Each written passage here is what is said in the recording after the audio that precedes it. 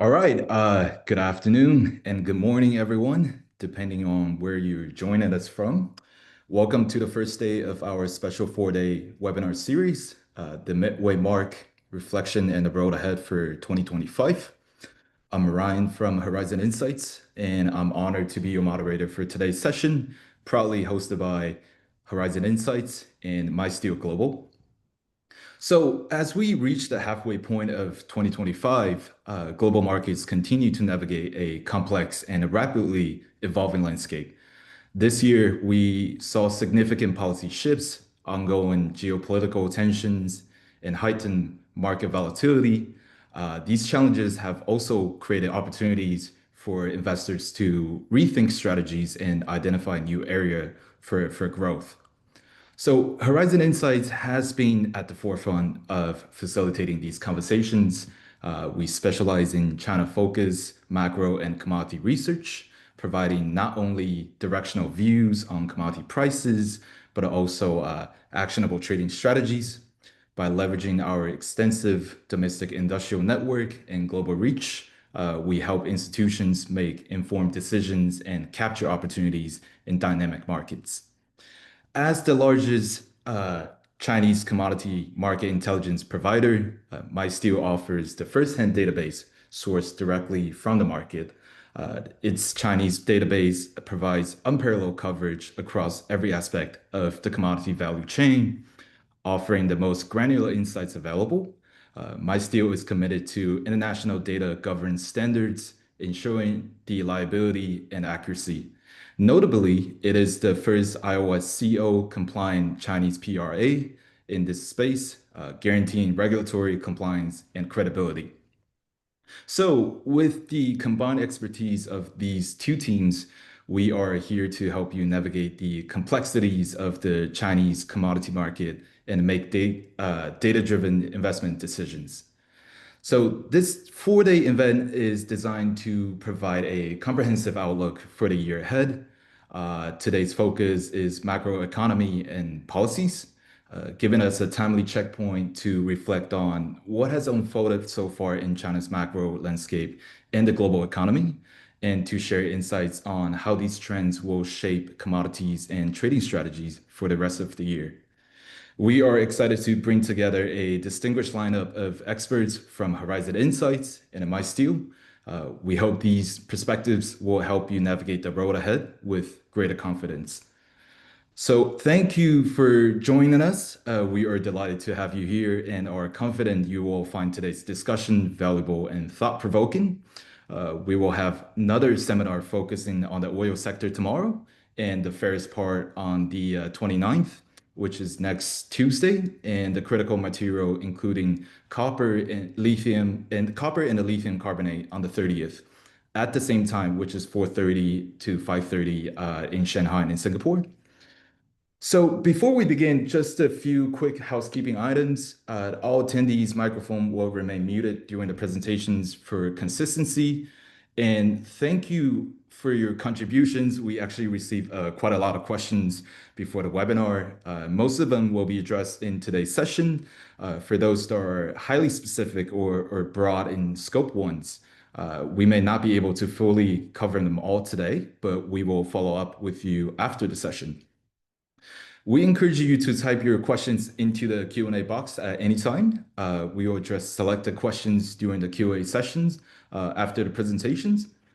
Each presentation will last around 25 minutes.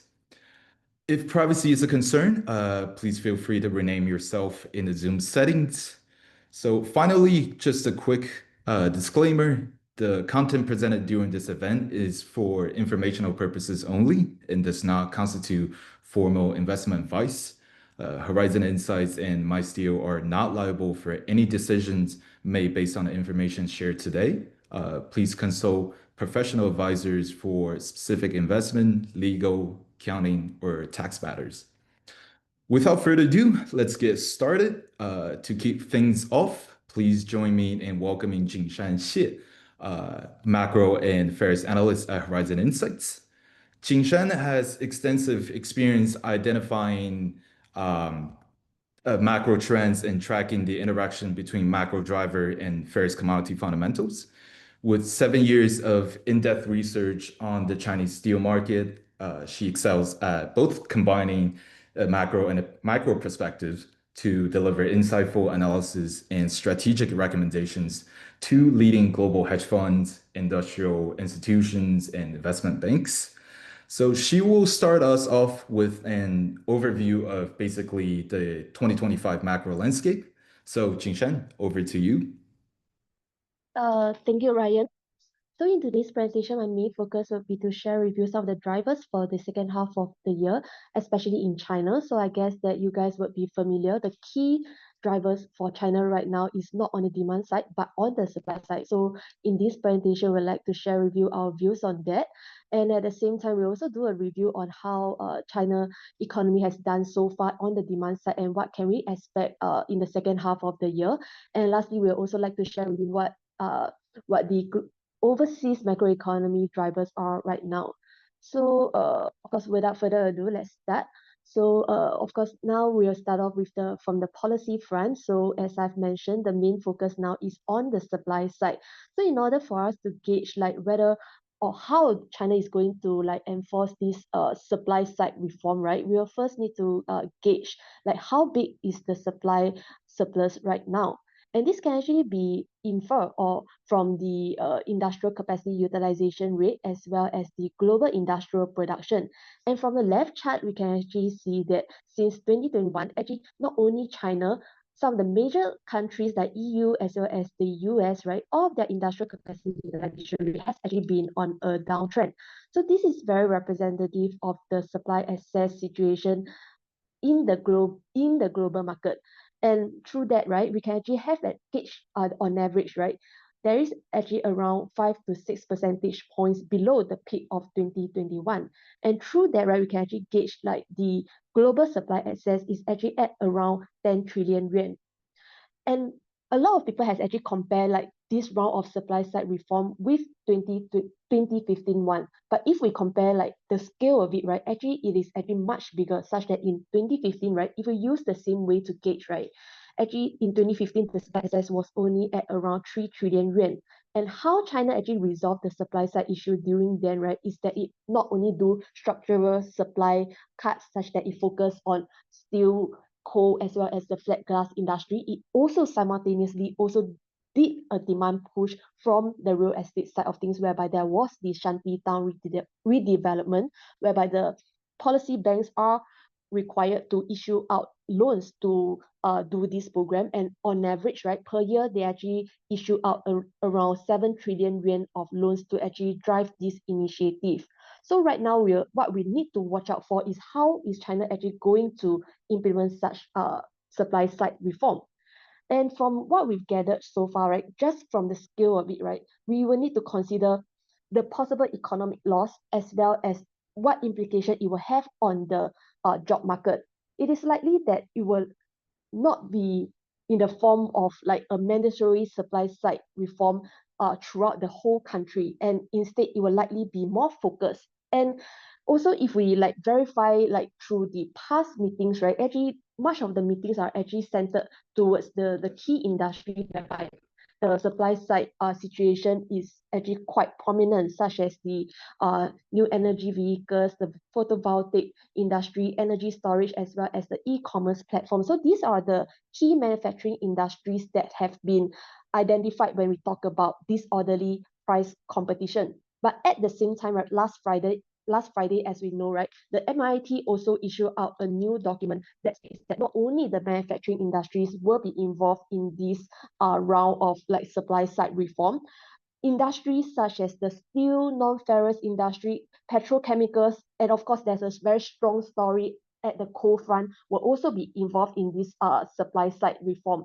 But the thing is, if we look at all these documents, all these policies together, right, there are actually a lot of contradictions. Firstly, if we look at the MIT, for example, they say that they want to stabilize growth, but at the same time also eliminate the outdated capacities. So these two are essentially actually contradicting points. And at the same time, right, if they want to resolve the manufacturing sector's margins, situation, right? Because this orderly price competition ultimately it affects the margins as well as the deflationary problem in China, right? Then wouldn't cutting the raw material supply directly affect the bottom line of the manufacturers? So these are all like a lot of like contradictions within these policies that need to be answered. But of course, right now the market is actually already starting to price in the potential of this supply side reform. And let's say if the government indeed enforce these supply cuts and is actually very effective in doing so, is actually something that will be very positive for the economy and could potentially also bring China out of the deflationary cycle as can be seen over at this chart. If you take a look at the red line over here, right, it is a spread between the manufacturing investments and consumption. So if the red line drop below zero, right, which is the zero line over here, right, it will actually mean that consumption has outpaced manufacturing. And this can historically, right, it can actually bring the Chinese economy out of the deflationary condition, but not immediately. We can actually see that if we reference 2015, right, during early 2015, it was when the spread actually dropped below zero. And after more than a year, right, then we can actually see that the PPI starts to bottom out, whereby it actually rise above zero. So with that time frame in mind, right, at least in the second half of the year, right, it is likely that the Chinese economy will still likely be not be able to go through this positive feedback loop within the industry such within the economy such that it ends its deflationary cycle, given that right now if we look at the growth differential right now, it is not even below zero. So we are still at the early stage whereby we are still talking about like how the policies can actually be enforced, given that there are so many contradictions within the policy itself.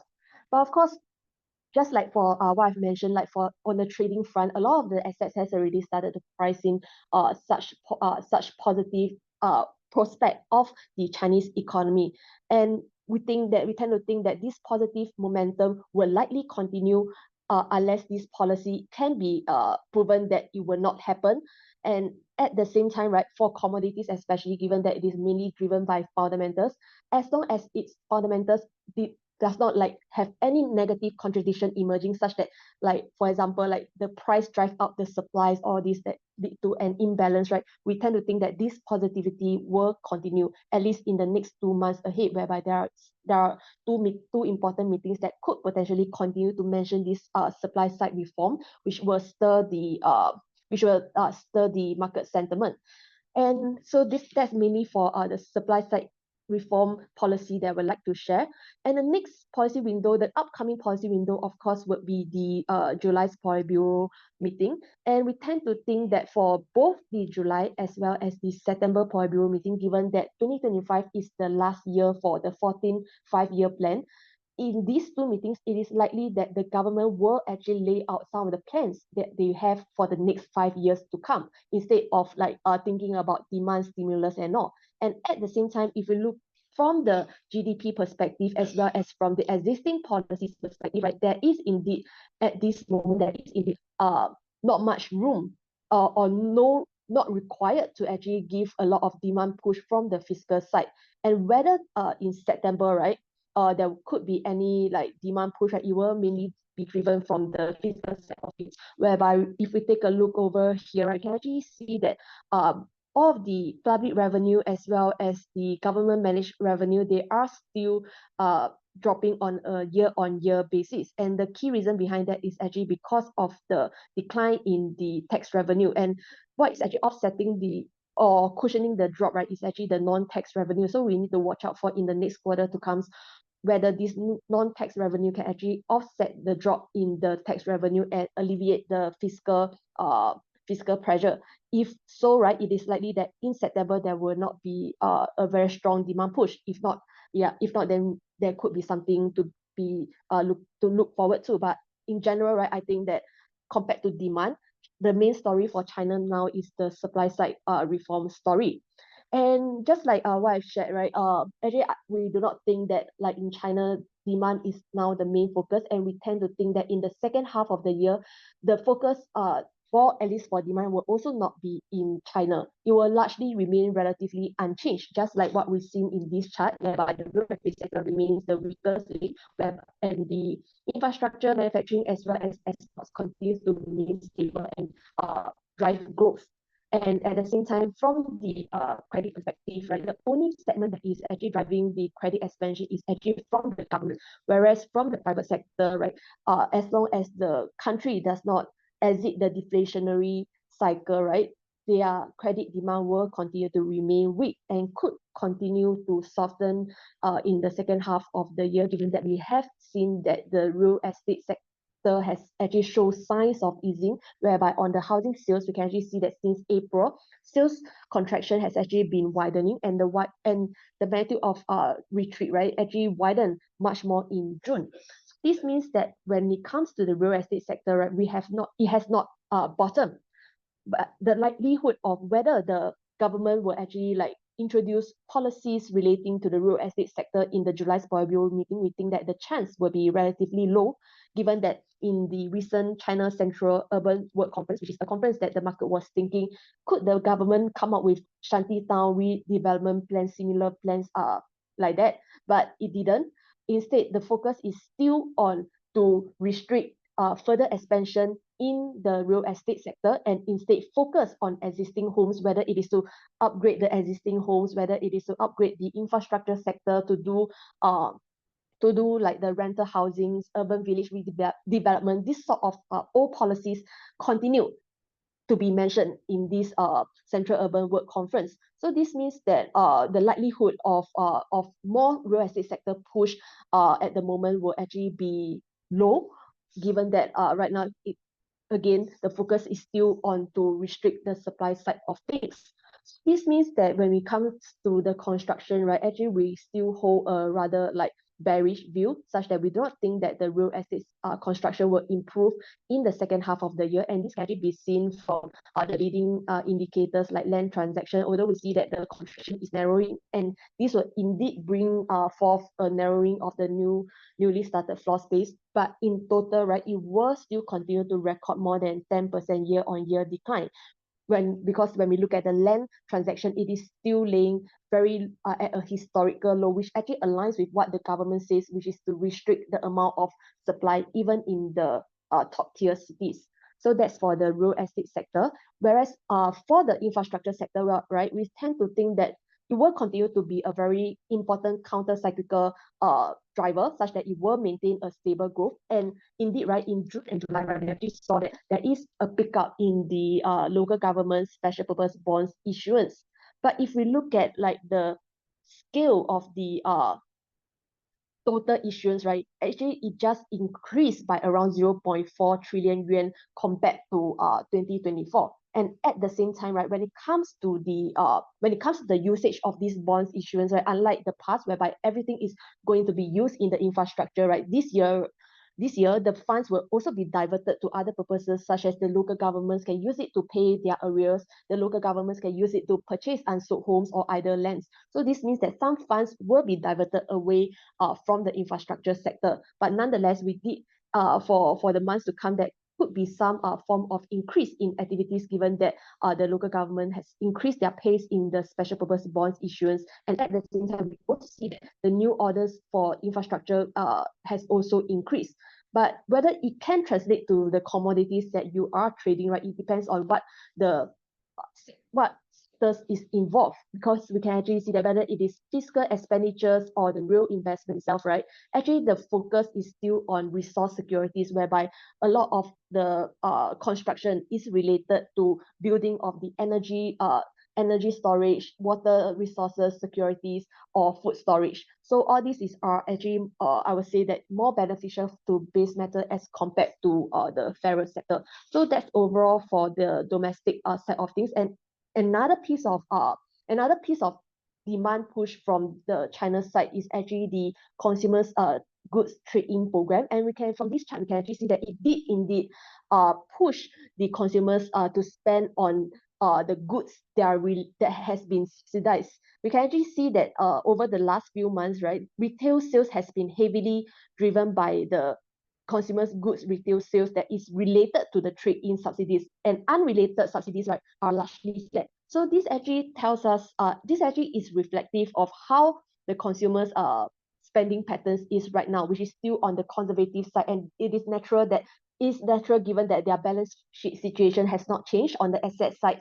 Like their real estate value is still on the devaluing side of things, whereby on the liability side, their leverage situation is still relatively high. So this ultimately actually restrict their ability to spend in the consumers' goods. But with the subsidies, it actually push the consumers to spend on such goods. But at the same time, if we need to like decipher how strong will it be in the second half of the year, we can actually assess it through the scale. And we know that like actually the government has already said that 300 billion yuan will be like allocated for this initiative. And in the first half of the year, 162 billion has already been disbursed. This means that on compared to first half of the year, right, actually in the second half of the year, the quota is actually lower. So this means that the support is actually like softer than the first half of the year. So, but no doubt it will actually continue to push sales such as the automobiles as well as the appliances for in the second half of the year. Just that we cannot expect that the push will be the same as in the first half of the year. And when it comes to the manufacturing as compared to this trade-in program, right, we tend to think that actually exports will actually be the key component that will drive the strength of manufacturing. And this can actually be seen from this chart, whereby you can actually see that the key manufacturing industry since the late 2021, because of the expansion in these manufacturing capacities, right, their reliance on exports, right, whereby this is export to sales ratio, right, has actually been on a rising trend, especially for machineries. They are heavily reliance on the exports market. And we can actually see over here, right, actually like apart from the automobiles, right, which is still relatively strong, other materials such as machineries, appliances, right, their growth is actually on a narrowing bias. Although in general sense, right, it is still relatively resilient as can be observed from the hot metal production, because hot metal production is actually the upstream of flat steel manufacturing steel that is used for the production of the manufacturing products. And we can actually see that it is actually indeed stronger than seasonality, whereby production continues to remain at an elevated level, which is reflective of how the manufacturing sector or manufacturing demand is right now. But what we are actually watching out for is the impact of the US trade tariffs. But of course, you can actually say that like this actually right now, right, 30% tariffs from the US is actually very, very high, but yet China exports continues to perform very outstandingly. And the key reason behind that is actually because it was able to divert the trades to other regions, as well as to divert the trades to strategic partners involved in the Belt and Road Initiative, such as Africa, Middle East, as well as the Southeast Asian nations. But we tend to think that in the months to come, especially from August onwards, it is likely that China exports will actually be influenced by the drop in the US trade demand. And this will be a more indirect basis, because like some of the growth driver is actually like from Europe as well as Southeast Asia. So these nations are actually nations that export a lot to the US. And if US like slows down their import, right, it will directly affect their demand and transit towards Chinese exports. And we can actually see that over the last few months, right, during Q1, there was this rush to import ahead of the trade tariffs, and another wave during June because of the deadline in 1st August. But since then, right, we can actually see that the shipments to the US, right, excluding China, you can actually see that it is on a downtrend. And how it actually correlates with the Chinese shipment, right, we can actually see over there is actually a 2 weeks correlation. And let's say that we see this downtrend continues, right, it is likely that the Chinese exports will likely start to follow this slowing down pattern, which will then like need to be especially for commodities that rely on the manufacturing sector as well as the export sector. So that's mainly from the fundamentals perspective. But of course, in the overseas market, actually, they are actually quite also very bullish, because they are actually talking about a recovery story in the overseas market, mainly from the US.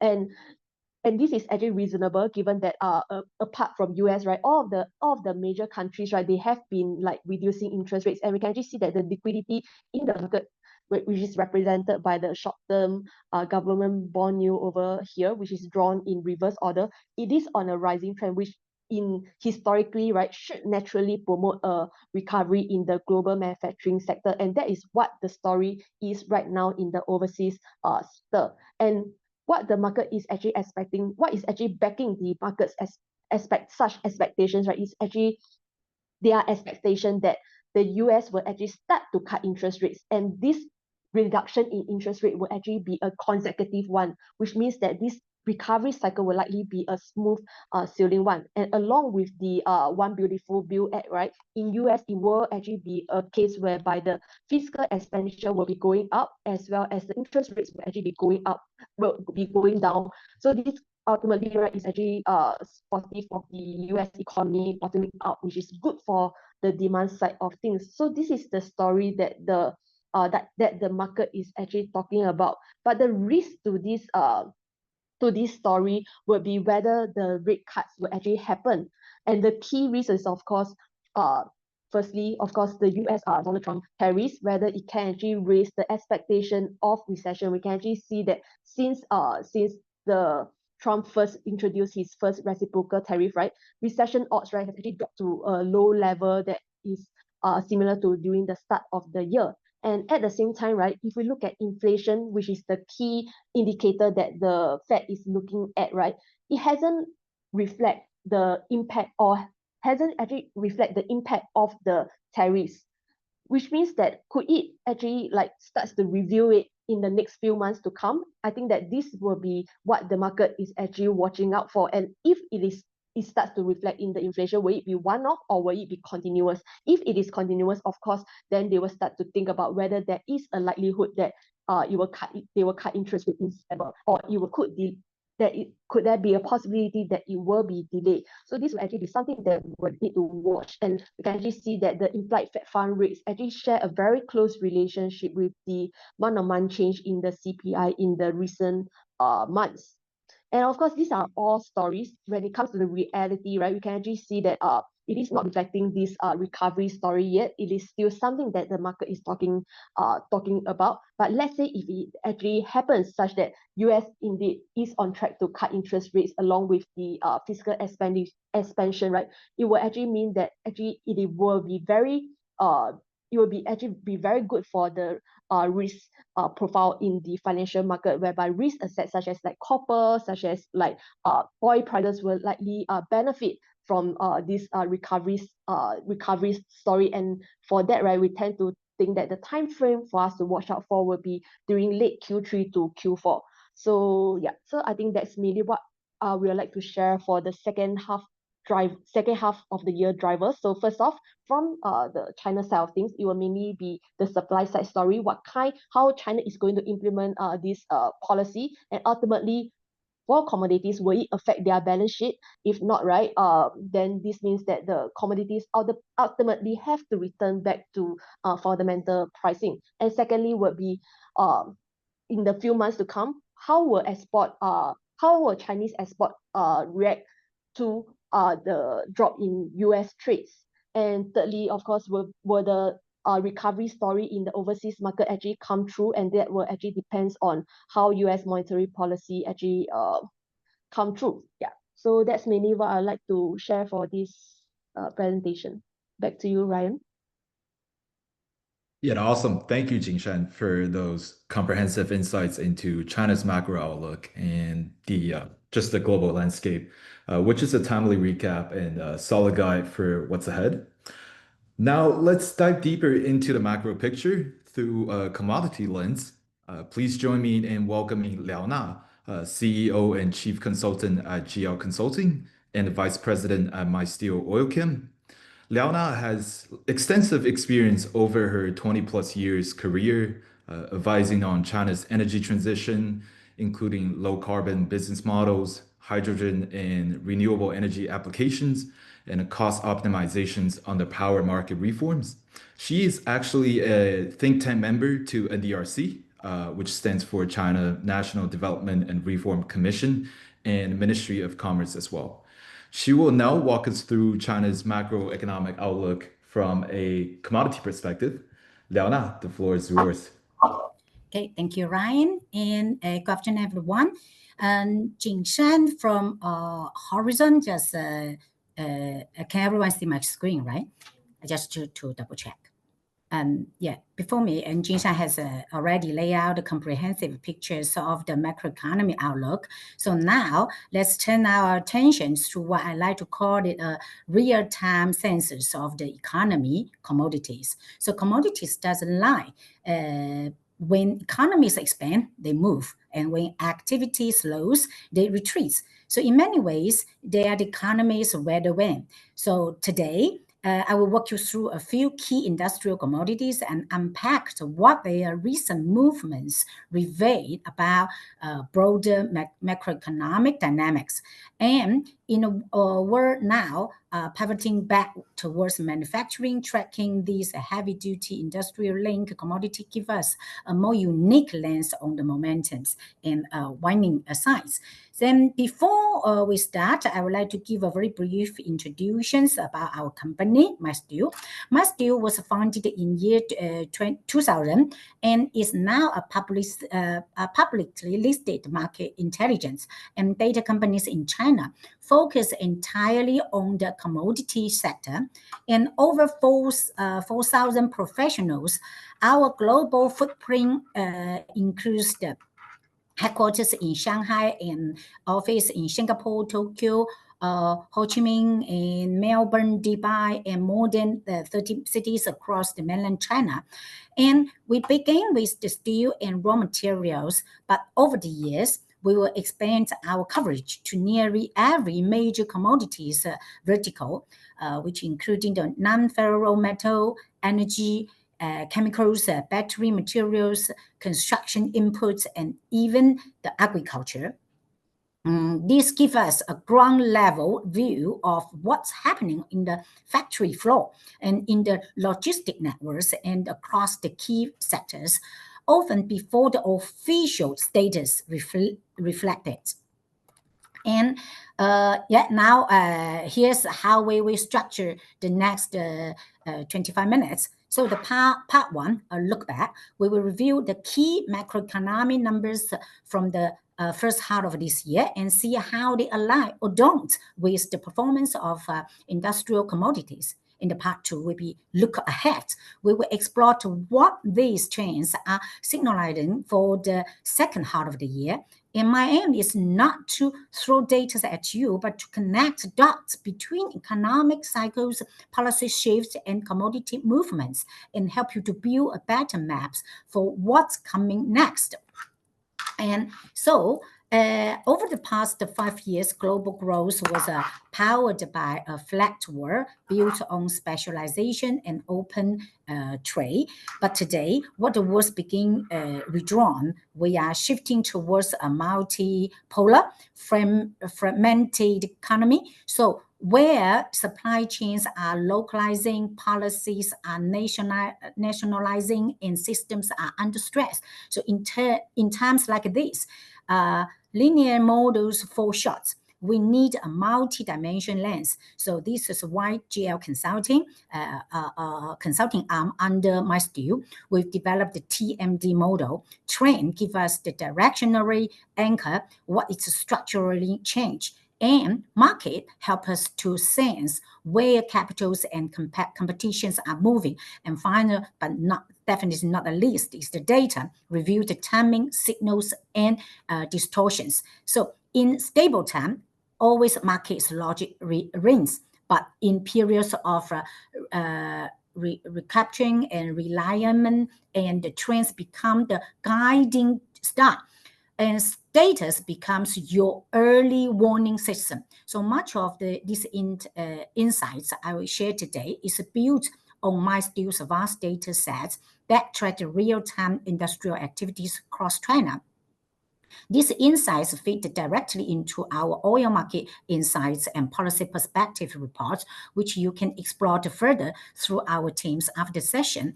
And Now that we just move in the content side, and let's start to decode what is actually happening in the first half of the year from the economy down to the factory floor. As you already know that China's economy expanded 5.3% in the first half of this year, but the number hides a key shift in the growth dynamic. So first of all, we see the surveys, that so-called tertiary sectors again led the charge. And in growing 5.7%, overtaking the manufacturing for the first time in a year. This was driven by the trading subsidies, holiday spendings, and seasonal boost. And meanwhile, manufacturing, which is the secondary sector, lagged at 4.8% growth, which is lag behind the GDP growth even. And with exports prompt up the numbers, contributing 23% of the GDP. But this is not a durable engine from the export. So since June, as Jingxian already said, the policymakers have pivoted away from export talks towards domestic demands and fighting over capacities. Investments also shown, but the structure is evolving. Fiscal spendings on technology grow to 6.5%, while infrastructure decline. In high-end sectors like the rail, aerospace, and power equipment outpace the overall industry. And in contrast, the real estate investment fell to 11%. Waiting on the steel, cement, and construction-linked commodities. And then here, where the Mysteel data brings unique value, well, macro indicators are publishing quarterly and even later part of the month, but our platform updates the industry signals weekly or even daily. And what do we see? In the left side, cement mixed truck operating rate dropped to 30 to 40%, down from 40 to 50% last year.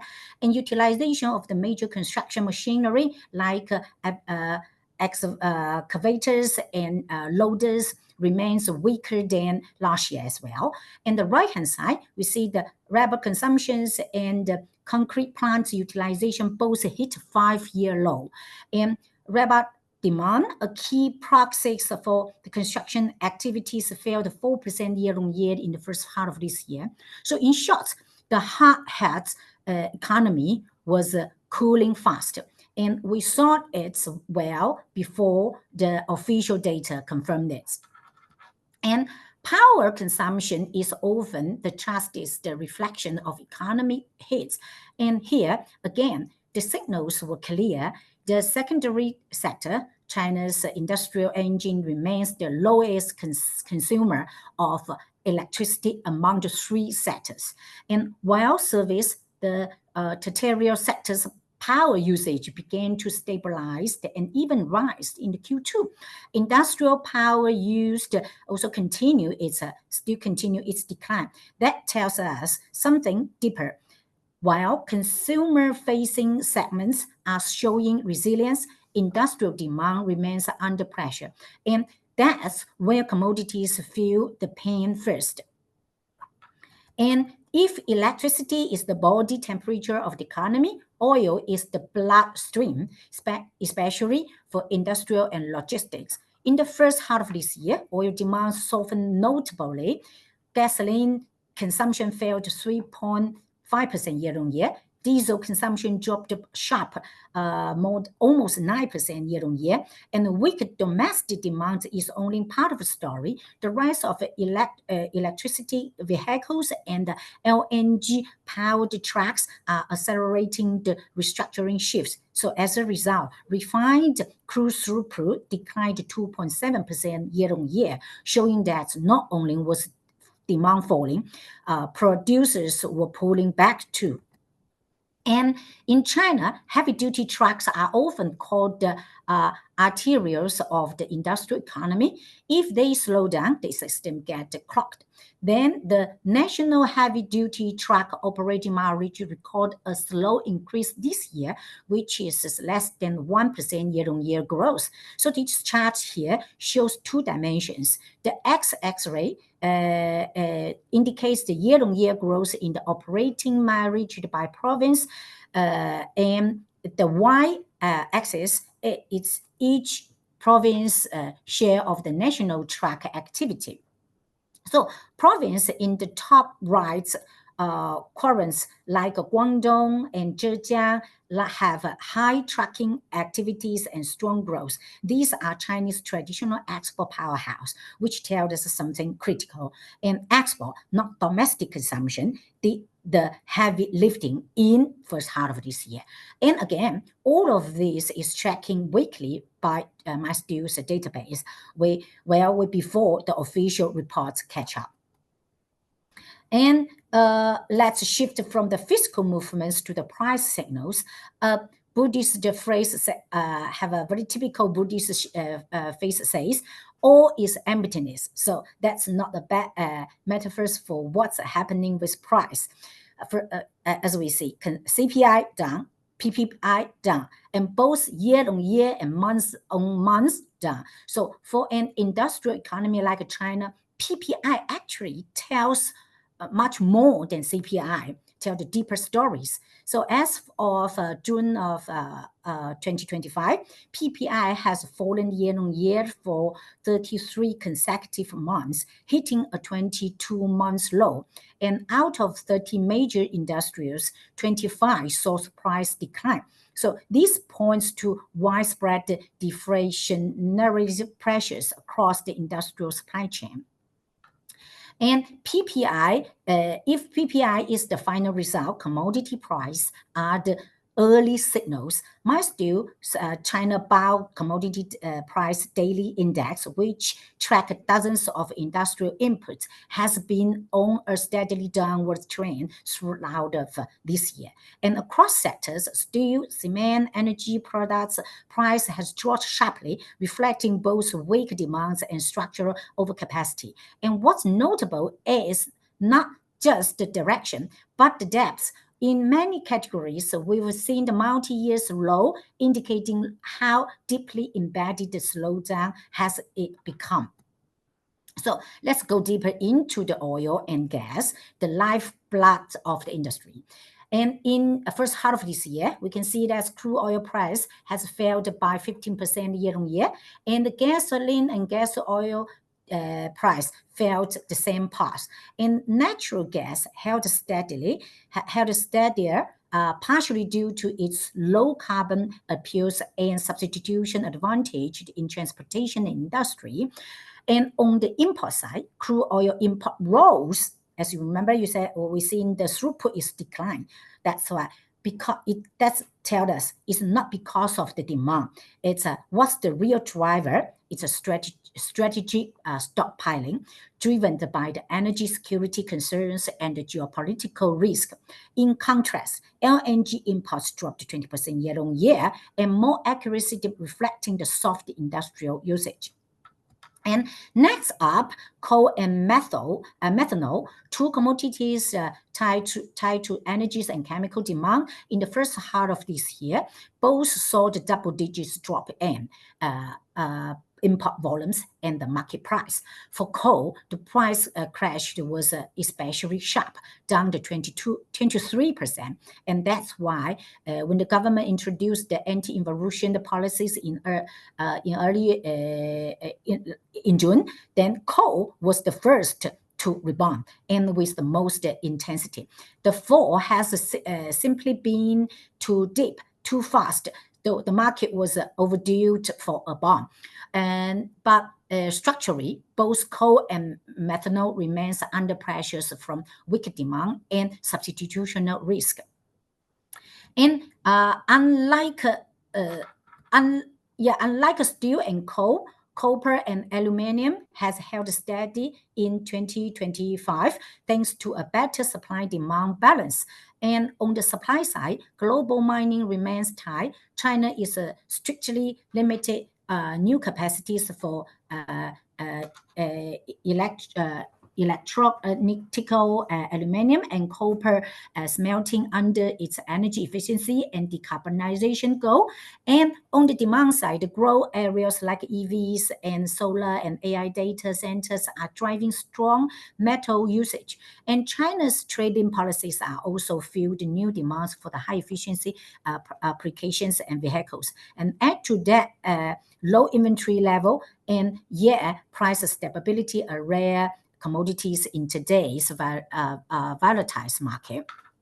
And of course, we can't just look at the price and volume. We also need to examine the profitabilities and utilizations. And let's take the refining as an example. Margin improved year on year this year, but not all players benefit.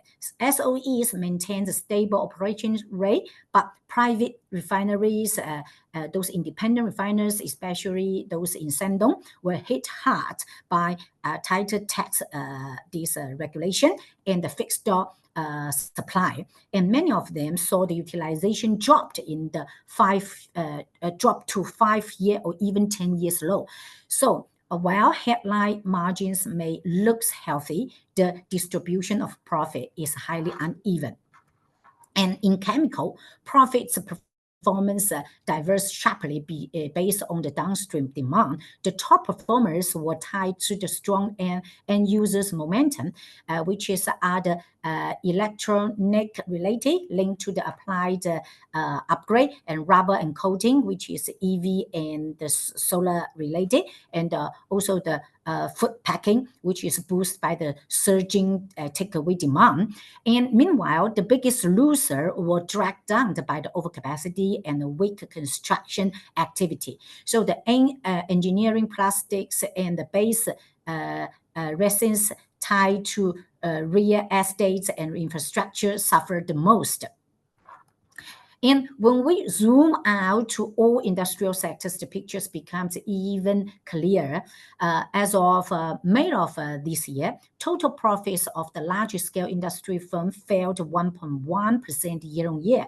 And this makes a continuous slide since the late 2024. But again, it's not uniform. There's a clear split between the oil and new growth drivers. The leading sectors like the mining, profit remains robust, fueled by the global resources security push. In the high-tech industrial like telecom, electronics, and power equipment saw the double-digit growth. And struggling sectors, we include those traditional refining, coal, and automobiles facing the overcapacity, price war, and declining margins. So the key takeaway from this is the industrial recovery is uneven and the structural transformation is accelerating. Old engines are fading while new ones are still gaining traction. And behind the industrial reshuffle is the equally important driver, policy. Let's look at the China's energy and carbon policy shifts in the first half of this year through the two lenses. The X-ray is the regulatory pressure, which is increased the security and compliance, and the Y X-rays increase the market openness, indicate the market openness, indicates the environments for the investments and competition. And here, what we see, oil and gas, which is the traditional carbon market, indicates by the orange and the blue dots, is high on security concerns and tightly regulated. And the green energy, which is in green serious dots, are in high openness and low regulatory friction. So the illustrations, the dual tracks strategy. This illustrates the dual track strategy. So secure and regulating the traditional energy and accelerating and liberalizing the low carbon growth. So for the past 5 years, from 2020 to 2025, we will be in the preparation phase. And in the next 5 years, where it's 2026 to 2030, we are entering the core transition window where carbon, capital, and competitions we convey. That's our China's GL's China Policy Perspective Monthly Report. We keep you updated and provide insights on this transition. And so far, a lot of the story has sounded cautious, even grim, but there's one ray of light. Sentiment is starting to turn. The PMI data, while still below the 50, is trending upwards for both manufacturing and construction. And late Q2 marks the first real inflection point in market expectation. As we say it in English, every cloud has a silver lining. So these shifts in sentiments may not be enough to call the recovery, but it's a crack in the ceiling worth watching. And sentiments alone is not enough. We also need to follow the money. Since February, M1, the key measures of cash and the near cash liquidities, has been steadily rising and returned to the positive year-on-year growth since the Q2. But there's a more increasing signal. The gap between household and corporate deficits, what we call the scissors spread, has been narrowed. So in other words, cash is moving from customers to business, which means firms are starting to stockpile the liquidities, likely for future raw materials purchase, production input, and labor costs. That's often a precursor to restocking and recovery. So let's talk inventory across the key category, non-ferro metals and rubber, for instance. 2025, the copper, 2025 level remains below the historical peaks, even at their seasonal high. And this means there's no excess inventory drag, and in fact, a real need for replenishments if demand picks up. So that's an important setup. Low inventory plus the rising liquidity plus the improving sentiments equals which we bring into a conditions ripe for the potential rebound. So if policies and confidence align. So now what we have watched for the second half of the year, then let's start with the elephants in the room, US-China's tariff. And so far in year 2025, we have seen the 2 rounds of negotiation, Geneva and London, with the third coming up in Sweden soon. And the recent signals like China dropping an antitrust investigation into DuPont suggest that both sides are seeking a buffer zone. And then there's a headline, Trump may visit China in September. But don't be fooled. Even if the August tariff still holds, the structural tensions around the supply chains, tech leadership, and strategy domains, all this will remain unsolved. So one tells the example, Ethan. It shows retreats by US almost like the rare earths, although it already set free for some cargo shipment, but they still need proof for download.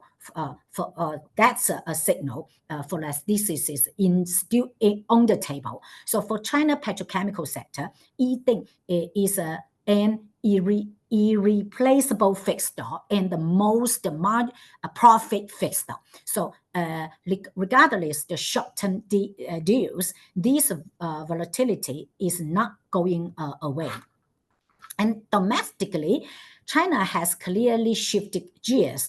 The focus has moved from tariffs and exports to anti-involutions and domestic demand expansion. If you are wondering how serious this is, just look at the historical parallels. So what is happening in 10 years ago, in year 2015, China tackled the traditional overcapacities in steel and coal. But this year, something different is China's target is emerging sectors like EVs and solar, and what the purpose is to discouraging the low price competition and guiding the innovation. So the key difference between these two terms of the so-called supply chain restriction, 10 years before, the 2015 reform were admin-driven, focus on who is impacted, SOE. But this year is more on the standard base, and targeting private firms through the market will be disciplined.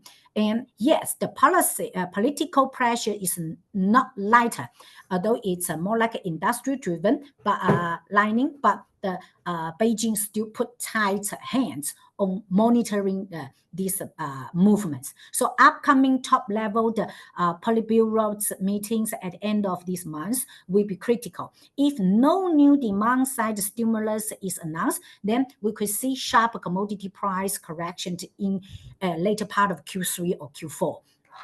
And let's talk scale. Over the next 5 years, China is set to shut down 60 to 80 million tons of refining capacity, and this will including the outdated plants under SOEs and large numbers of independent teapot refineries. So in the future, we favor the integrated, clean, and flexible refining hubs with fewer players but stronger margins.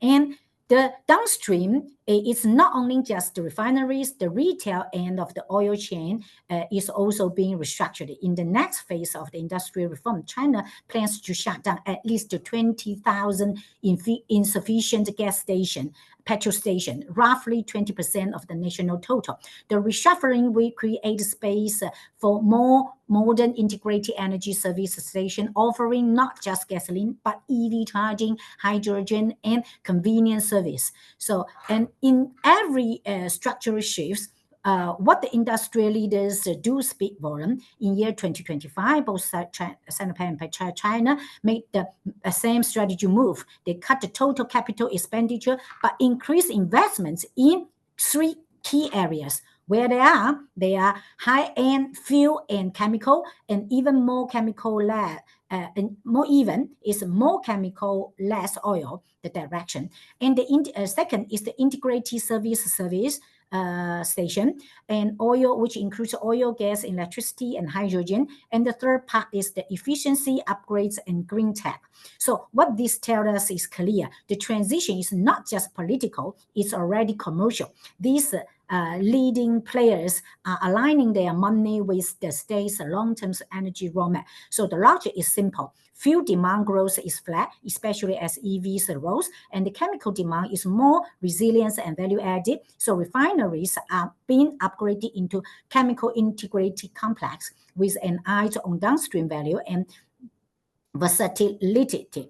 And in parallel, we are seeing more investment into flexible output configuration, allowing operators to shift between fuel and chemical products based on the margin and signals. So in short, China's oil industry is no longer just about energy. It's about strategy manufacturing. So we cover a lot today, from GDP mechanisms to track mileage, from policy pivots to the price signals. If there's one message I would like to take away, this is, in a world of fracturation growth and the shifting cycle, commodity remains the careerist lens through the which to read the real economy. And to help you make sense of that lens, here's the 2 resources we offer that support your work. One is the China Policy Perspective, which is a monthly report, and it's a curated forward-looking guides to China's energy transition and decarbonization roadmap. It decodes how policies is reshaping not just the energy mix, but also the manufacturing, the trade, the investment, and the carbon market. And Mysteel's API, the direct access to one China most comprehensive industrial data set, which we covered ferrous, non-ferrous metal, chemical and energy, construction materials and agriculture, macro indicators across the regions and sectors, and all powered by 3,000 on-the-ground researchers enriched with AIS, GPS, and other alternative data resources. So whether you are an investor, traders, or corporate strategist, these tools brings you the granularities of sector-level data and the early cycle signals and actionable insights and better decision makings. So, and if you have any tours have any interest on the tours, or you are like to dive deeper into today's themes, feel free to reach out to our teams after the session. So thank you again for the attention. So now I would like to pass back to Ryan.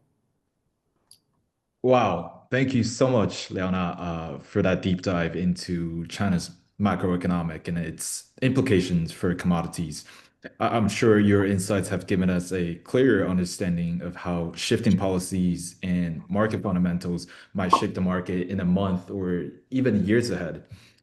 So now we would like to open up the floor to your questions. We do have received a bunch of questions that are in the queue. Um, Let's see. The first question's, should we be anticipating more stimulus than what are put on the floor beneath the housing market for Horizon? Jingshan, any insights on that? So for stimulus regarding real estate sector, right, we tend to think that the likelihood of that is low. Right now, I think all of the policy focus would be likely from the supply side of things. So, and it is clear that presidency has said that the key goal is to restrict further expansion. So I don't think that right now is a stimulus story, more of like a supply side story.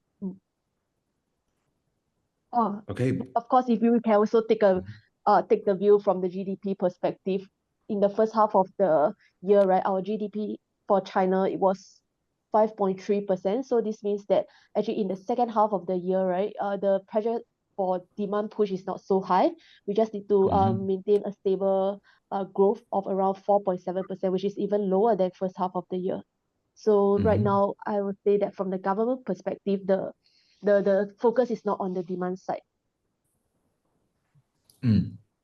Thank you, Jingshan, and hope that answered the audience's questions. And we have another questions for Liana from Mysteel. So the question is there any signal of a new stimulus in China? And what do you see as the largest uncertainty in the macroeconomic environment? And do you think China can still achieve its GDP target this year? And I think Jingshan just covered like part of it, but if you can elaborate on top of that, that'd be great. Yeah, thank you. Right, thank you for the question. Yes, and that's quite timely and important questions, and I agree mostly with Jinshan what she just said just now. Now the key focus is more on the demand side, and in my view, and a large scale, the proactive stimulus is unlikely in the near terms.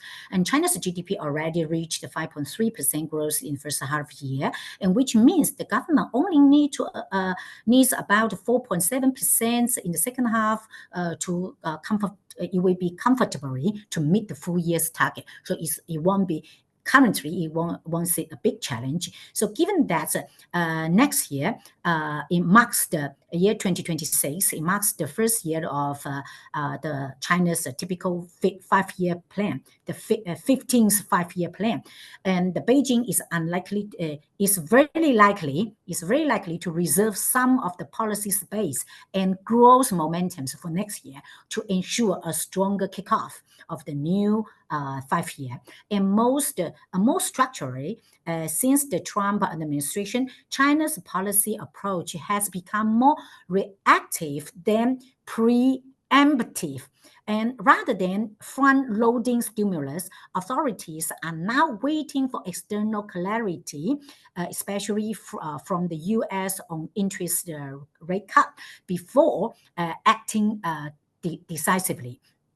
So unless there's a sharp deterioration in global or domestic condition, we don't expect any aggressive easing or releasing incentive on the policy side. So that say the real uncertainty lies in the domestic demand.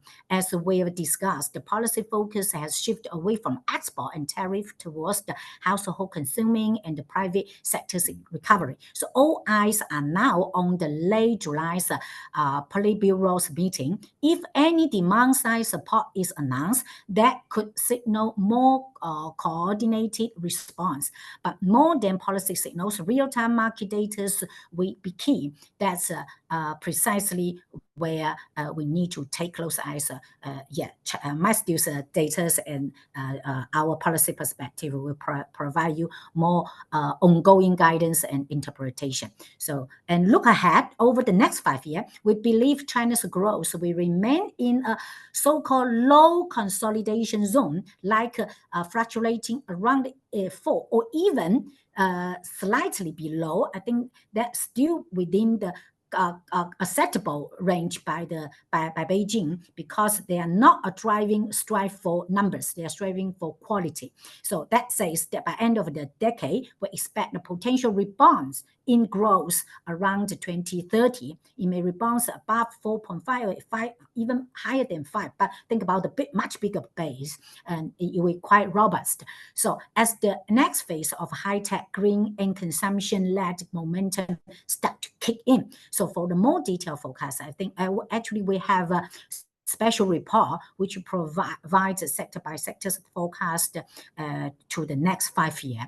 And so feel free to reach out if you are interested as well.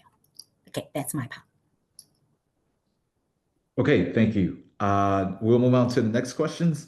Also, still for you, Leonard. So the questions is asking about the supply side reforms, in terms of how serious is the government on this time, and should we expect some capacity and production cuts in steel and chemicals, followed by price increase in second half? What's your views?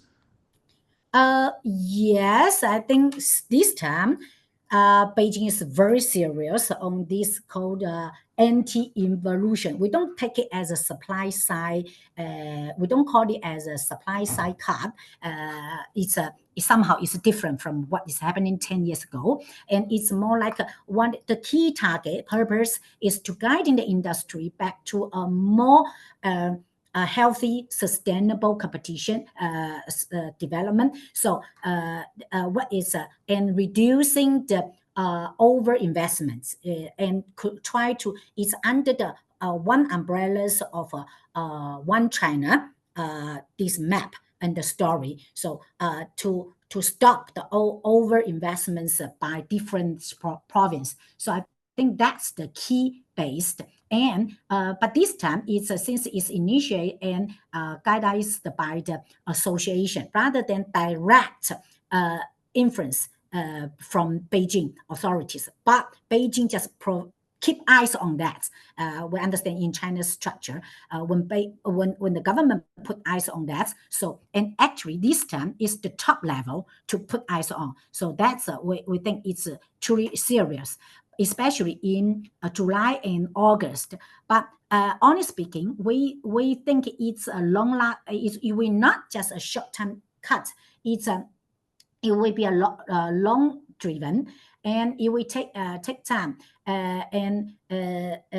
First of all, the demand side products like the copper and plastic, they will rebound first. We already see the price rebound, which more close to the demand side. But we still wait until what the meeting, the Politburo meeting said by end of this month. If they give a clear, stronger support demand-driven policy, then these will be can be carried on. Otherwise, we think these may be slowed down in Q4 because GDP is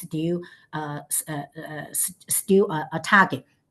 And this is under the national coordinated strategy and high return, high tech sector. So they just want to guide the industry to a high level development. And for chemical, as we already shared just now, refining sector will be shut down some capacity, 60 to 80 million tons of capacity going to be shut in next 5 years. And even the retail station and the chemical sector will be also tied over restructuring during these fixed stock challenges. And actually tomorrow our analysis, Amy may share more details on this part. Yeah, thank you. That was very comprehensive. We see still a question coming in, but just for the matter of time, we'll take it offline. We'll make sure to, follow up with the answer to your questions. So, all right, everyone, that concludes session one of the midway mark, reflection, and the road ahead for 2025. Thank you to our speakers for their valuable insights, and thank you all for joining us today. We'll be back tomorrow with session two, where we'll explore the latest developments in oil demand and refining capacity, the renewed focus on market fundamentals, and how digital intelligence is shaping forecasting practices as well. It's another exciting session you don't want to miss. And we also have another two events next week, which the first one is the first focus event on the 29th, and the critical materials, including copper and lithium carbonate, on the 30th. If you have yet to receive the registration link, don't worry. We'll make sure to include that in the follow-up email after this event as well. So, all right, everyone, have a great rest of your day, and we look forward to seeing you tomorrow and next week. Thank you.